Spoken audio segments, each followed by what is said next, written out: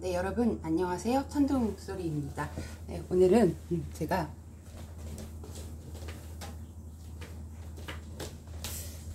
발이 편안한 신발을 어떻게 우연히 알게 됐어요. 그래서 볼이 좀 넓고 둥그러운데 굽은 좀 있는데 너무 발이 편안한 거예요. 오늘 빨간색 옷을 입었기 때문에 이 신발이 적합한 것 같아서 너무 발편한 신발을 사게 되었어요. 여러분들도 이렇게 발볼이 좀 불편하다 싶으신 분들은 이렇게 앞에가 둥글고 좀 넓은 신발을 선택해 보시는 것도 좋을 것 같아요.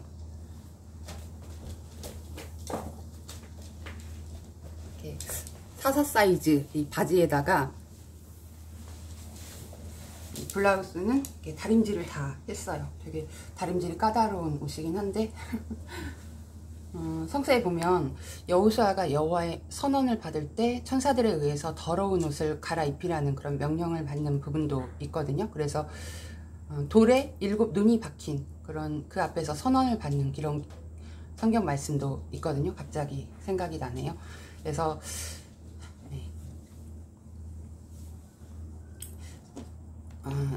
나중에 말씀드릴 기회가 되면 제가 여러분과 함께 여호수아서 그 내용이 나오는 그런 기록된 말씀까지 함께 갈 수 있을지는 알 수 없지만 오늘은 제가 누가복음 지난번에 2장까지 함께 했었는데요. 오늘은 3장을 낭독해 드리고 싶어서 영상을 켰습니다. 우리가 각자의 재능 또 능력 이런 것들이 다 다르게 여호와께 받잖아요. 하지만 하늘과 땅 또 이 땅에 존재하는 모든 것들을 설계하신 여호와 하느님의 힘인 성령, 이것은 우리가 받은 재능과 깊은 연관이 있고 이 두 가지가 결합하면 성공이 보장된 그런 성경 기록된 말씀들이 많이 우리가 볼 수 있거든요.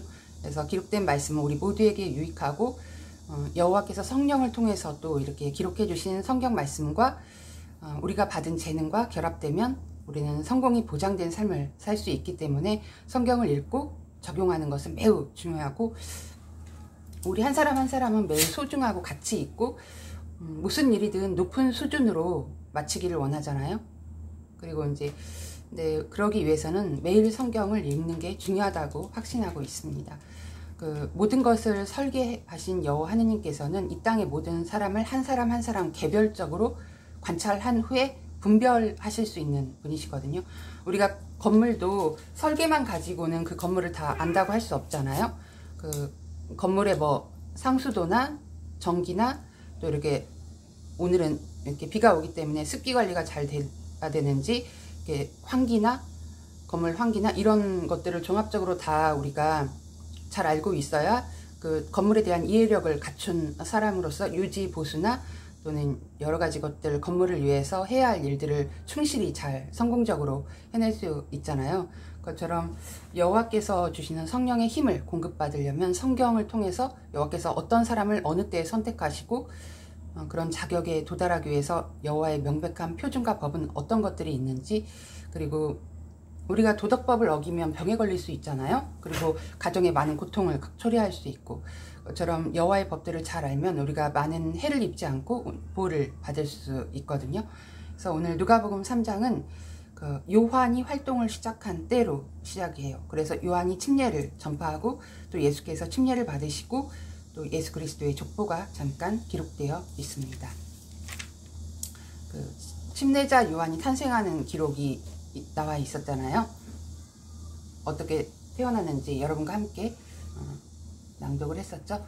이제 누가복음 3장을 낭독해 드리겠습니다. 티베리우스 카이사르 통치 제15년 본디오 빌라도가 유대의 총독으로, 헤롯이 갈릴리의 지역 통치자로, 그의 형제 빌립이 이두레와 드라고니 지방의 지역 통치자로, 루사니아가 아빌레네의 지역 통치자로 있을 때 수제사장 안나스와 가야바 시대에 광야에서 하느님의 말씀이 스가랴의 아들 요한에게 임했다. 그러니까 언제 어떤 왕이 통치했는지가 간략하게 본디오 빌라도 그리고 헤롯 그리고 빌립 이런 지역 통치자들의 이름까지 잘 기록되어 있어요. 그리고 그때의 광야에서 하느님의 말씀이 스가랴의 아들 요한에게 임했다라고 시작되고 있거든요.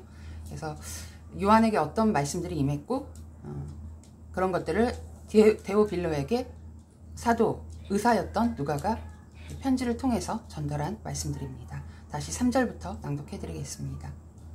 그리하여 요한은 요르단 일대를 다니며 죄의 용서에 필요한 회개의 상징인 침례를 전파했다.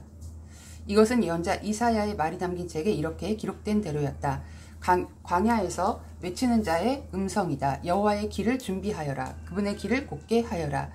모든 골짜기는 메워지고 모든 산과 언덕은 평평해져라. 굽은 길은 곧아지고 험한 길은 평탄해져라. 모든 육체가 하느님의 구원을 볼 것이다. 요한은 자기에게 침례를 받으러 나오는 무리에게 말했다. 독사의 자식들이여, 누가 닥쳐올 진노를 피하라고 당신들에게 경고해 주었습니까? 회개에 합당한 열매를 맺으십시오. 아브라함이 우리 조상이다 라고 생각하지 마십시오. 당신에게 말하는데 하느님께서는 이 돌들에서도 아브라함의 자녀를 일으키실 수 있습니다. 도끼가 이미 나무 뿌리에 놓여 있으니 좋은 열매를 맺지 않는 나무는 모두 찍혀 불 속에 던져질 것입니다. 무리가 그에게 그러면 우리가 어떻게 해야 하겠습니까? 하고 물었다. 그러니까 침례자 요한이 침례가 이제 죄 용서에 필요한 회개의 상징으로 침례를 전파했었는데 이제 요한이 경고를 했잖아요. 합당한 열매를 맺는 생활을 하라고. 도끼가 이미 나무 뿌리에 놓여 있고 그래서 좋은 열매를 맺지 않는 나무와 같은 사람은 모두 찍혀 불 속에 던져진다.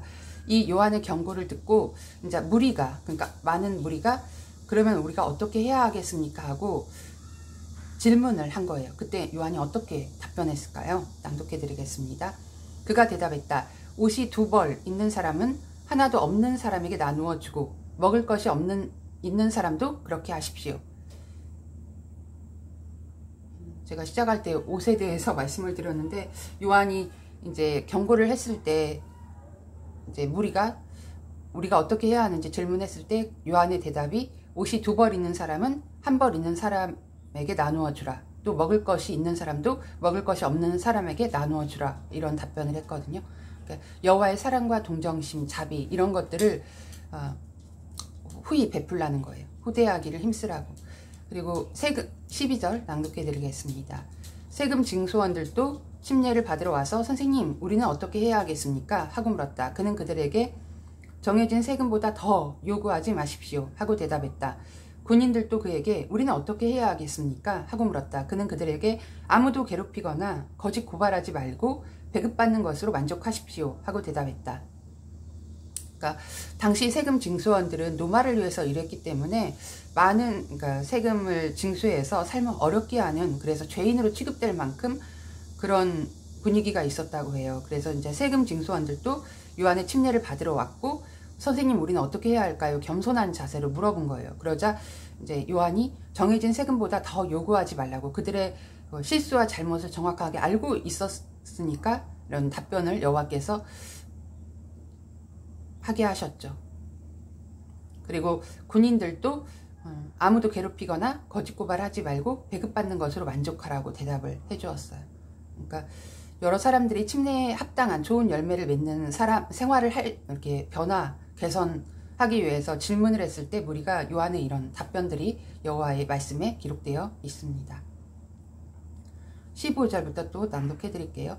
사람들은 기대에 차 있었고 모두가 요한에 대해 혹시 그가 그리스도가 아닐까 하고 마음속으로 생각하고 있었다. 그래서 요한은 모두에게 이렇게 말했다. 나는 여러분에게 물로 침례를 줍니다. 나는 여러분에게 그러나 나보다 능력이 큰 분이 오시는데 나는 그분의 신발끈을 풀 자격도 없습니다. 그분은 여러분에게 성령과 불로 침례를 주실 것입니다. 그분이 손에 넉가리를 들고 계시니 타작마당을 온전히 깨끗이 하여 밀은 창고에 모아 들이실 것입니다. 그러나 겨는 꺼지지 않는 불에 태우실 것입니다. 그러니까 사람들이 이제 기대에 차서 요한이 그리스도 예수일 거라는 그런 생각을 한 거예요. 그래서 마음속으로 혹시 요한이 그리스도 예수가 아닐까? 우리가 기다리고 있는 구원을 가져다 줄. 그러니까 요한이 답변을 했죠. 겸손했죠. 솔직했고 나는 여러분에게 물로 침례를 주지만 나보다 능력이 큰 분이 오시는데 이제 나는 그분의 신발끈을 풀 자격도 없습니다 라고 답변했거든요. 제가 영상 시작할 때 제가 발볼이 편안한 둥근 신발을 좀 보여드렸는데 요한은 나는 예수의 신발끈을 풀 자격도 없습니다. 나보다 능력이 큰 분이십니다 라고 겸손하게 자신을 낮추었고 나는 그리스도가 아니다 라고 자신의 신분을 밝혔어요. 그리고 이제 넉가래에 대해서 표현을 덧붙였는데, 넉가래를 손에 들고 계시기 때문에 타작마당을 온전히 깨끗이 하여서 밀은 창고에 모아드리고 겨는 꺼지지 않은 불에 태우실 것이다. 그러니까 우리가 여호와께서 받아들이실 만한 이렇게 훌륭하고 의로운 특성들을 갖추어야 한다는 것을 잘 이해할 수 있게 설명해 준 거예요.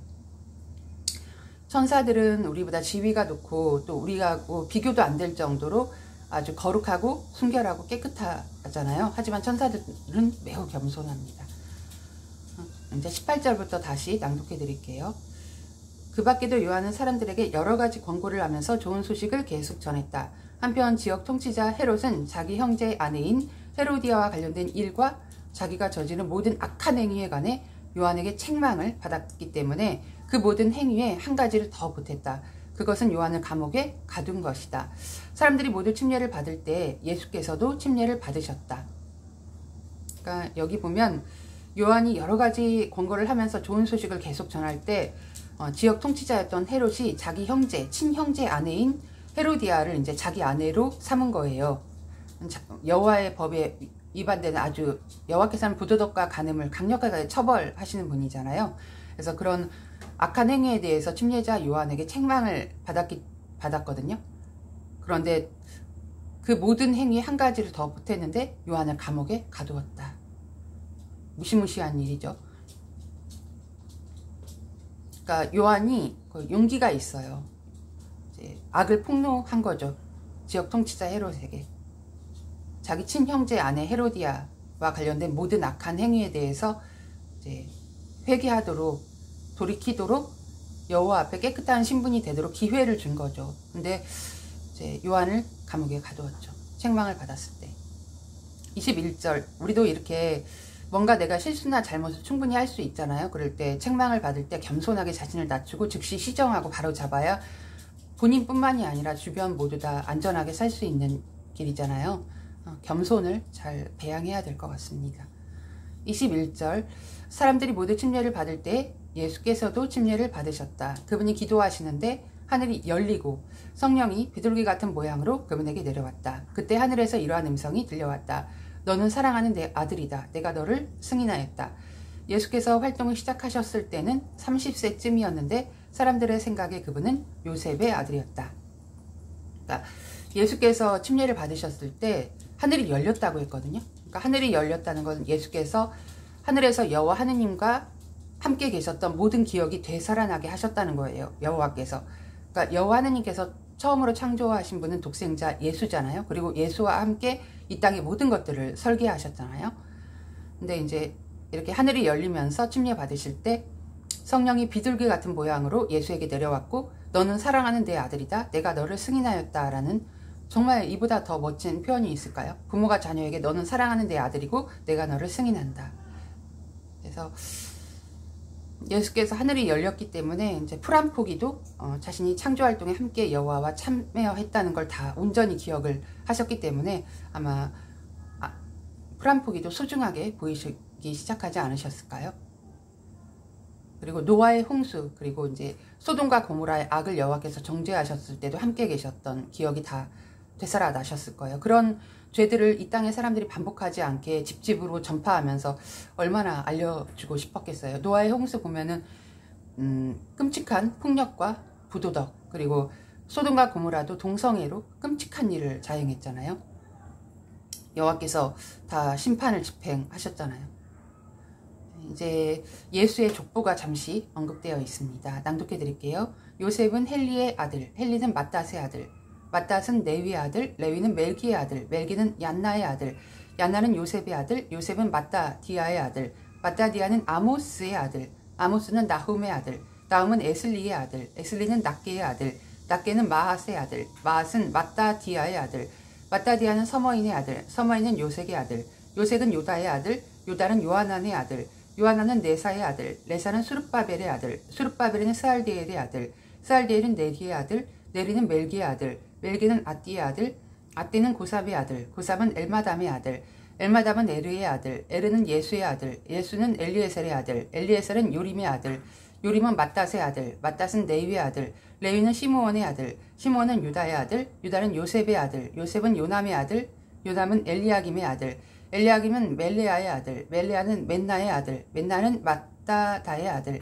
마따다는 나단의 아들, 나단은 다윗의 아들, 다윗은 이새의 아들, 이새는 오벳의 아들, 오벳은 보아스의 아들, 보아스는 살몬의 아들, 살몬은 나손의 아들, 나손은 암미나답의 아들, 암미나답은 아르니의 아들, 아르니는 헤스론의 아들, 헤스론은 베레스의 아들, 베레스는 유다의 아들, 유다는 야곱의 아들, 야곱은 이삭의 아들, 이삭은 아브라함의 아들, 아브라함은 데라의 아들, 데라는 나홀의 아들, 나홀은 수룩의 아들, 수룩은 르우의 아들, 르우는 벨렉의 아들, 벨렉은 에벨의 아들, 에벨은 셸라의 아들, 셸라는 가이난의 아들, 가이난은 아르박삿의 아들, 아르박삿은 셈의 아들, 셈은 노아의 아들, 노아는 라멕의 아들, 라멕은 무드셀라의 아들, 무드셀라는 에녹의 아들, 에녹은 야렛의 아들, 야렛은 마할랄레엘의 아들, 마할랄레엘은 가이난의 아들, 가이난은 에노스의 아들, 에노스는 셋의 아들, 셋은 아담의 아들, 아담은 하느님의 아들이었다. 여기서 이제 누가복음 3장이 끝났습니다. 함께 해주셔서 감사드리고요. 누가복음 3장에 기록된 말씀을 기억하실 수 있겠어요? 이제 요한이 활동을 시작한 때가 기록되어 있고, 요한이 회개의 죄의 용서에 필요한 회개의 상징인 침례를 전파했고, 그때 이제 무리가 질문을 했죠. 어떻게 우리가 하면 되는지. 그랬을 때 옷이 2벌 있는 사람은 1벌 있는 사람과 나누고, 음식이 있는 사람도 음식이 없는 사람과 나누라. 그러자 이제 그때 당시 세금 징수원이 죄인으로 취급되었는데, 그들도 우리는 어떻게 해야 되는지 질문했을 때 정해진 세율 외에는 더 요구하지 말라. 그런 답변을 요한이 해주었죠. 또 예수께서 침례를 받으실 때 성령이 비둘기처럼 내려왔고, 하늘이 열려서 여호와와 함께 보내신 창조활동의 시작, 함께 하신 그런 것들을 다 기억하실 수 있는 그런 일이 있었고, 또 너는 사랑하는 내 아들이다, 내가 너를 승인한다는 여호와의 거룩한 음성이 있었죠. 또 예수 그리스도의 족보가 기록되어 있었죠. 오늘 이렇게 누가복음 3장을 여러분과 함께 했는데요. 그 침례자 요한이 우리가 기다리던 구원자 메시아일 것이다라고 기대에 차 있던 사람들에게 요한이 답변한 것 중에, 나보다 능력이 큰 분이 오시는데 나는 그분의 신발끈을 풀 자격도 없습니다라고 답변을 했거든요. 이 점에서 우리가 침례자 요한이 얼마나 겸손했는지를 다시금 정신과 마음에 되새길 수 있는 그런 여호와의 음성이었다고 확신합니다. 오늘 이제 처음에 보여드렸던 것처럼 제가 이렇게 나는 그분의 신발끈을 풀 자격도 없습니다라고 요한이 답변을 했거든요. 나보다 능력이 큰 분 예수에 대해서.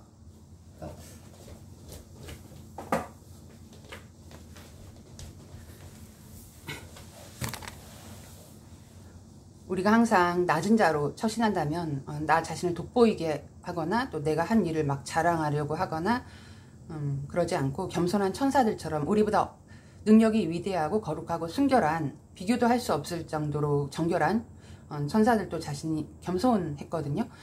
저처럼 우리도 겸손한 하루를 여호와 앞에 보내시기를 바랄게요. 그리고 오늘 제가 여호와께 제가 성경 인물 중에 디모데를 가장 좋아한다고 말씀드린 적이 있잖아요. 디모데를 여러분에게 보냅니다. 그래서 충실한 아들, 그리스도 예수와 관련된 나의 방식을 생각나게 해줄 것이라는 그런 성구들이 있거든요. 그러니까 디모데가 의를 사랑하는 사람이라는 평판을 쌓았고, 그렇기 때문에 사도 바울을 통해서 어린 나이에도 선교여행 동료로 선택받을 수 있었거든요.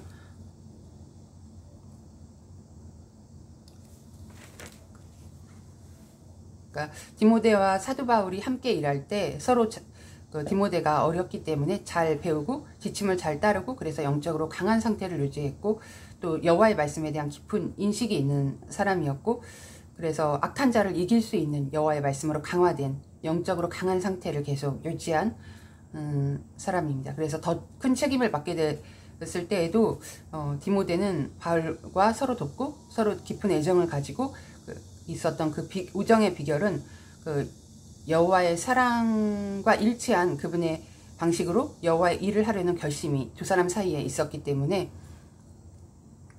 서로 잘 지원하고 배우고, 더 작아 보이는 일에서도 여호와의 지침을 잘 따르는 것이 매우 중요하다는 것을 디모데는 어린 나이에 바울을 통해서도 잘 배웠어요.